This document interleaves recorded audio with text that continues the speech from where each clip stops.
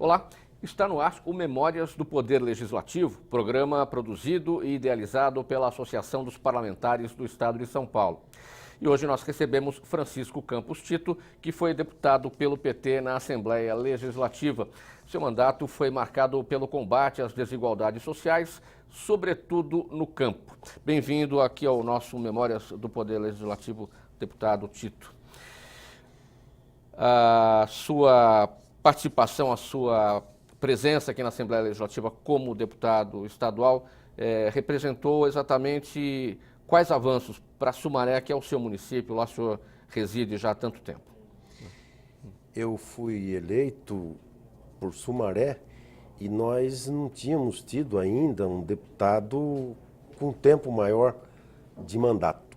Nós tivemos um deputado eleito, o primeiro deputado eleito na nossa cidade. Ele teve um mandato de 45 dias naquela passagem, né, de um mandato para o outro. E depois eu eleito com um mandato um pouco mais longo. Eu fui eleito e passei pela Assembleia Legislativa por 2 anos e 3 meses. Eu disputei a eleição, fui suplente e depois assumi no segundo já mandato do tempo dos 4 anos aí de mandato.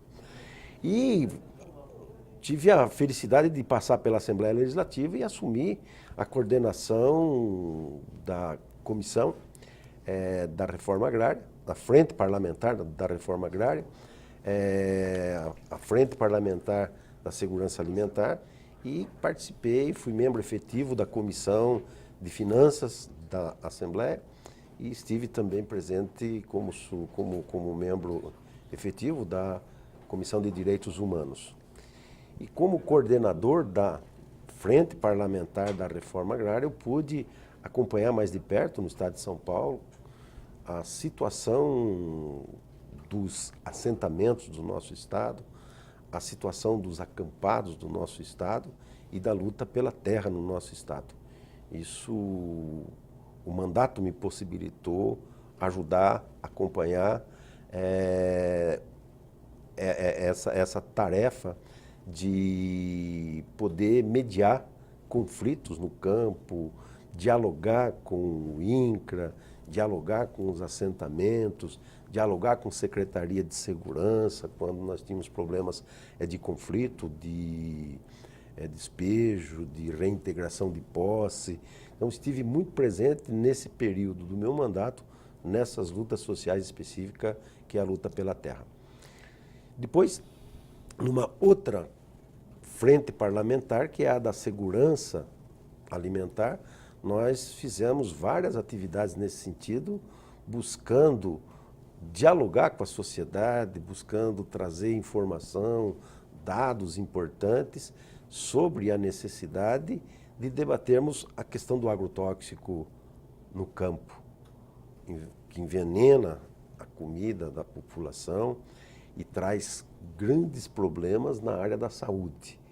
Nós somos hoje, o Brasil é hoje o maior consumidor de agrotóxico do mundo e ainda nós utilizamos no Brasil em torno de 300, 400 tipos de venenos, tipos de agrotóxicos que já são proibidos no mundo inteiro. Mas ainda nós continuamos a fazer uso desse agrotóxico. Então foi um trabalho bastante intenso nessa área de discussão, de trabalho mesmo com dados, com informação, com plenárias, com discussão sobre essa questão importante que nós temos que vencer e diminuir efetivamente o uso de agrotóxico na produção de comida no nosso estado, no nosso país. O senhor citou o termo intenso, no sentido de trabalho intenso, muita coisa a ser feita nesses 2 campos, da reforma agrária e da questão da segurança alimentar, num mandato praticamente pela metade. O senhor destacou que entrou aqui na suplência, foram 2 anos e 3 meses, quando o mandato cheio é de 4 anos. Deu tempo de desenvolver o que o senhor gostaria de ter desenvolvido naquele período? Claro que ainda nós temos muito que trabalhar e fazer, porque a reforma agrária ainda é uma tarefa de todos nós, de continuarmos firmes na luta. Nós assentamos muito pouca gente nesses últimos anos.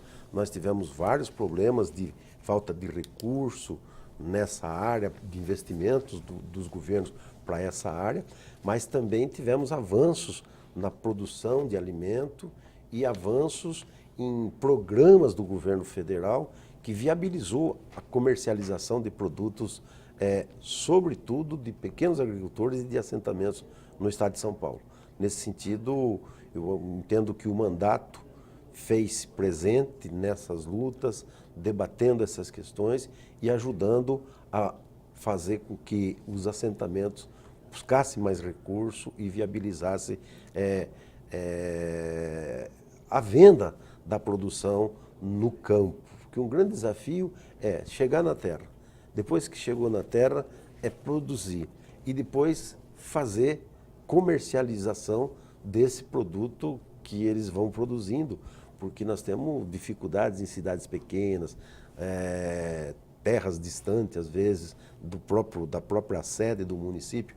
Então, é um grande desafio que ainda temos muito o que fazer. Mas, como deputado, eu me senti bastante realizado em poder me aproximar cada vez mais desses desafios e fazer alguma coisa enquanto parlamentar. Até porque eu acho que esse desafio da reforma agrária, da luta pela terra no nosso estado, é um papel importante do parlamento, do estado, se envolver nessa causa, porque essa causa ela faz justiça e essa causa ajuda a população ter na sua mesa uma alimentação mais sadia.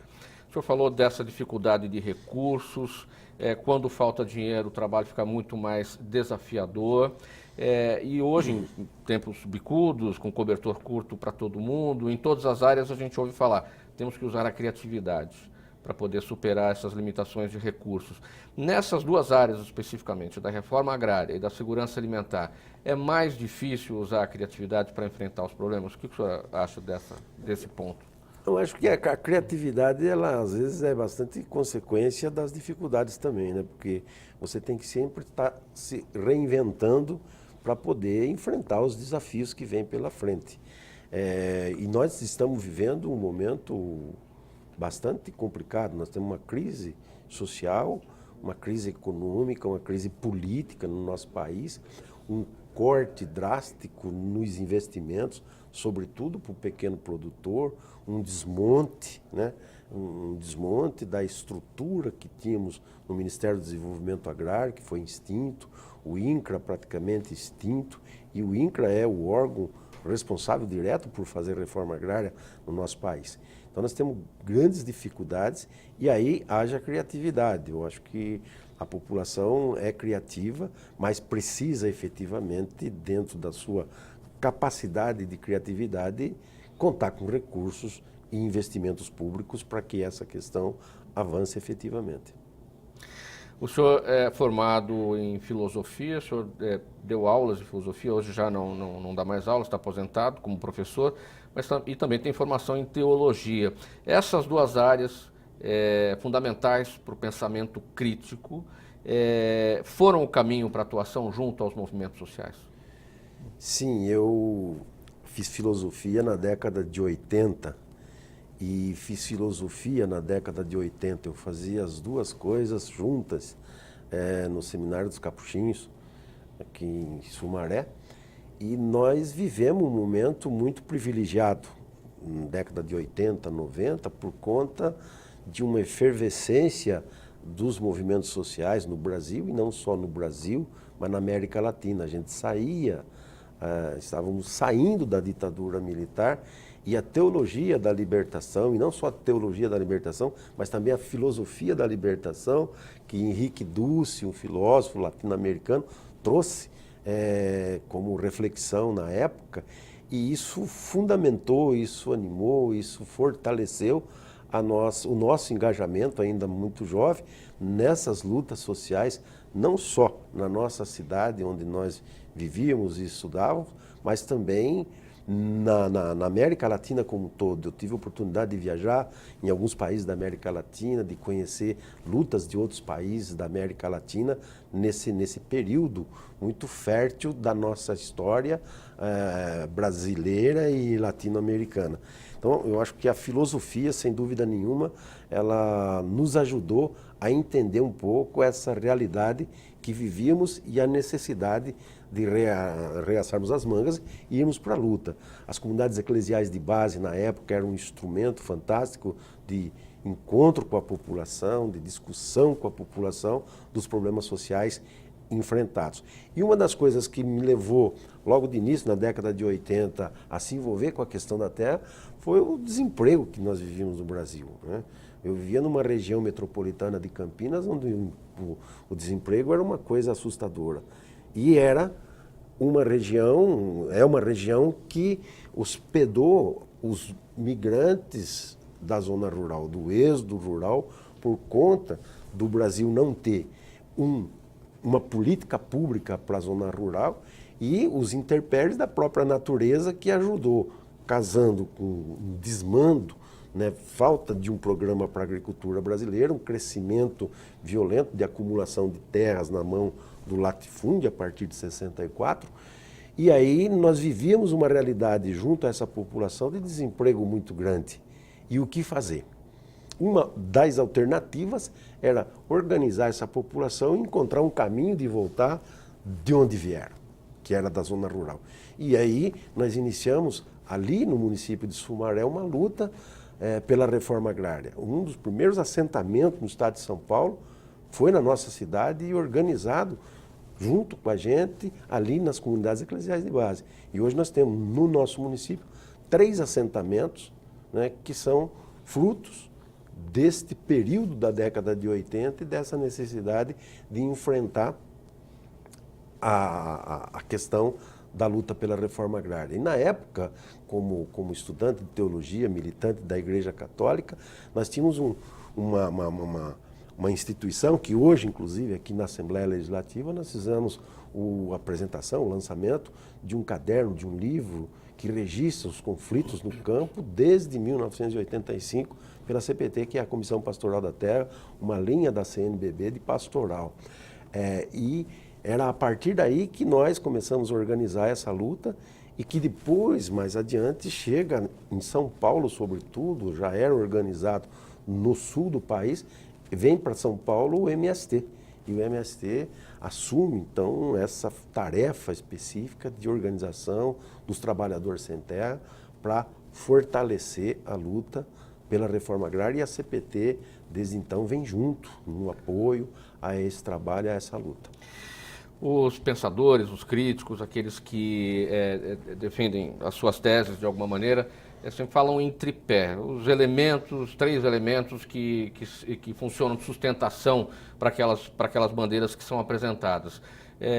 O senhor tem a filosofia, tem a teologia. Qual seria o terceiro aspecto que o senhor colocaria como sendo o complemento desse tripé para as suas bandeiras, a reforma agrária e a segurança alimentar? Olha, a teologia nos inspira pela fé. Eu acho que é uma leitura dos evangelhos, numa perspectiva de mudança de sociedade. Eu acho que o capitalismo, ele tromba frontalmente com aquilo que nós entendemos na teologia, né? Só lembrando um trecho do Evangelho de São João, no capítulo 10, versículo 10, onde Jesus diz: eu vim para que todos tenham vida e vida em abundância.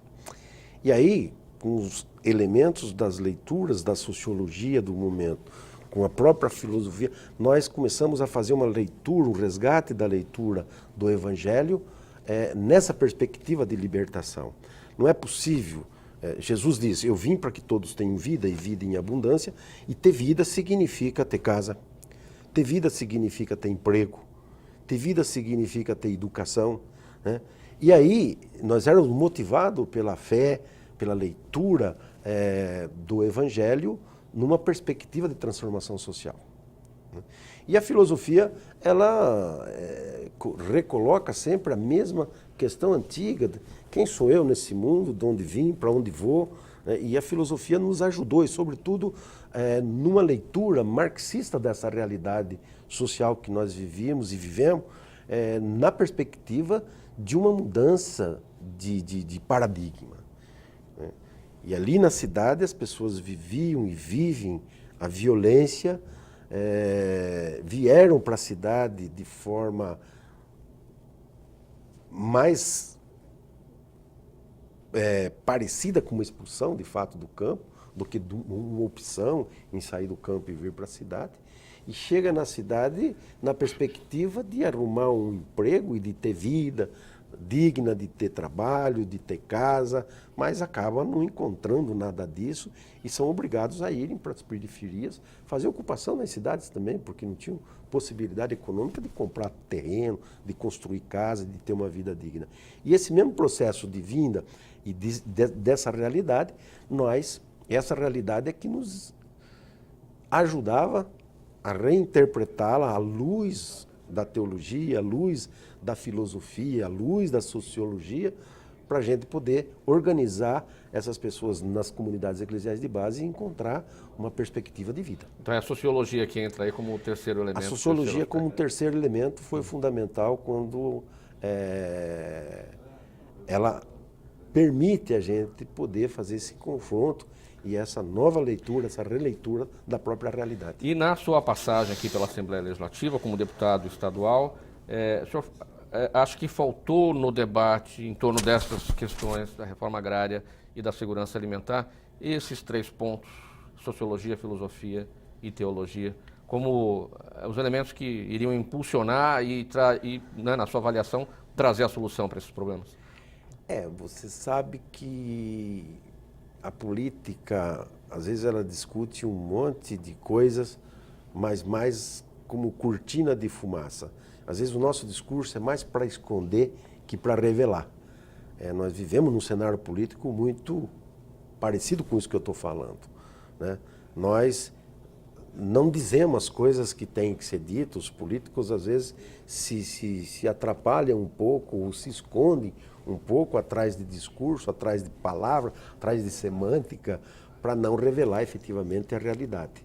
Então eu acho que isso na Assembleia é uma questão ainda bastante complicada, né? Às vezes os interesses, as questões que estão em causa aqui, que são debatidas aqui, nem sempre têm esses instrumentos, ou seja, da filosofia, da sociologia, da teologia, ou outros elementos, inclusive, para que a gente possa avançar numa proposta de uma Assembleia mais democrática, mais transparente e que produzam leis que beneficiem efetivamente a população e que fiscalize de forma bastante dura, né, atuante, o próprio Estado. Essa situação de discursos que escondem determinadas realidades, conforme o senhor destacou, o senhor acha que isso atrasa a urgência da política e uma urgência que não é a urgência da população? A população cobra mais celeridade, mais rapidez, mais resultados práticos da política, porque a urgência é diferente. E esse discurso pode atrasar a urgência da política, que já não é tão assim? Pode não, ela atrasa, né? Ela atrasa. Eu acho que nós precisamos fazer um pouco aquele exercício que Paulo Freire nos ensinava. O nosso discurso tem que cada vez mais parecer com a nossa prática. Sim. Né? Parecer com a nossa prática. Eu acho que essa verdade, né, proposta por Paulo Freire ainda está muito distante do nosso processo, até de formação nas nossas universidades, nas nossas escolas, e sobretudo na política. Eu acho que a política criou um problema sério para nós políticos. Dizer hoje que você é político é um negócio meio desagradável, né? A população está cansada, a população gostaria de ver os políticos mais atuantes e é para isso que eles nos elegem, para que a gente seja efetivamente a voz deles, que a gente seja efetivamente a representação deles, seja aqui na Assembleia Legislativa, seja na Câmara dos Deputados, federal, seja no Senado, seja nas prefeituras, seja nas câmaras municipais, o povo está cansado. Eles esperam que os políticos mudem de postura e sejam efetivamente representantes do povo e que façam essa discussão, que tenham essa relação com a população, que escutem mais. Um dia eu via Rubem Alves, que já faleceu, um grande filósofo, teólogo, ele dizia que nós fazemos curso para tudo, para aprender a falar, para aprender a fazer discurso, e que estava na hora da gente fazer um curso de escutatória. Nós precisamos escutar mais, né? Dialogar mais numa perspectiva de mudanças para que a gente possa construir cada vez mais uma sociedade mais justa, mais igualitária e mais fraterna.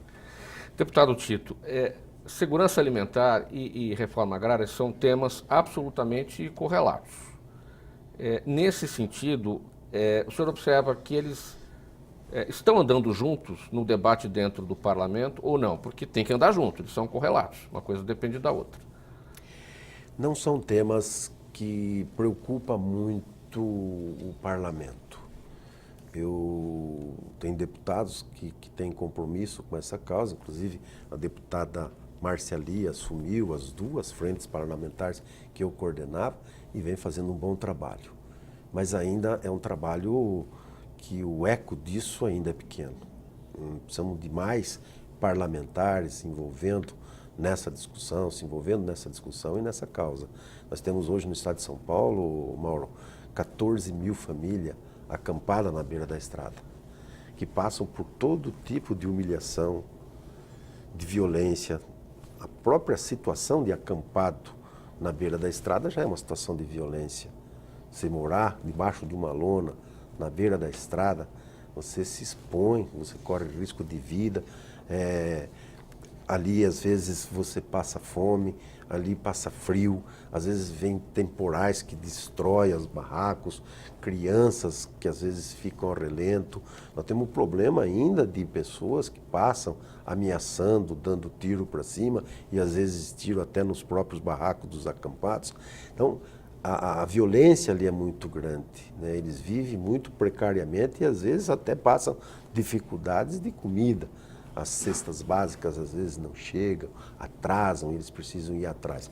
Então, esse tipo de violência e o número de famílias envolvidas ainda nessa busca de um pedaço de chão para poder produzir e cuidar e criar expectativa, né, nas suas utopias, na sua esperança, ainda é uma luta muito grande a ser feita pelo parlamento, e pelo movimento como um todo. Nós temos muita dificuldade na relação com a polícia militar, por exemplo, do estado de São Paulo. Nós temos muita dificuldade com o jurídico no estado de São Paulo e no Brasil. Nós temos assassinatos aos montes, nós temos um número altíssimo de assassinatos no campo. Já nesse primeiro semestre, nós tivemos agora, drasticamente, os 10 que foram assassinados lá no Pará. Nós tivemos 2 líderes agora do Quilombola, que foram assassinados assim barbaramente. Um desses casos chamou muita atenção, porque eram 2 irmãos que estavam lá no campo, carpindo, trabalhando. O carro para, eles descem armados e executam com tiro na cabeça, com tiro no peito, no trabalho deles. Então, nós temos uma série de questões que precisamos equacionar. A questão da alimentação, nós precisamos discutir. Nós tivemos agora, há poucos dias, aqui na Assembleia Legislativa, uma audiência pública para discutir a questão do agrotóxico na alimentação, né? Que nós queremos produzir comida, eles querem produzir comida, mas comida com qualidade. Né? Até a gente dizia, se for para produzir essa comida que o agronegócio produz, está resolvido o problema da comida no mundo. Mas não é esse tipo de comida que nós queremos produzir. Nós queremos produzir comida sem veneno, nós queremos produzir comida com tecnologia para o pequeno produtor poder trabalhar e não ser escravo do seu próprio trabalho, que o trabalho da lavoura, o trabalho da terra é um trabalho pesado, e segurar os nossos jovens em perspectiva de futuro no campo. O Brasil é um país de muita terra, né? Um país que qualquer produz em qualquer região uma diversidade de solo, de clima impressionante, né? Mas a concentração de terra na mão de poucos é um dos grandes crimes e um dos grandes problemas que nós temos que enfrentar no nosso país. Na sua atuação, deputado Tito, junto à Pastoral da Terra, o senhor apoia uma publicação, Conflitos no Campo Brasil 2016. Seguramente essa publicação vai embasar a discussão de políticas públicas aqui na Assembleia Legislativa. Esse é o grande objetivo, de contribuir para a formulação de novas leis e que possam melhorar esses dois aspectos, a questão da reforma agrária e da segurança alimentar. É uma forma também, neste apoio a essa publicação, também de se sentir um pouco deputado, né, colaborando com a formulação das leis, não é isso, deputado?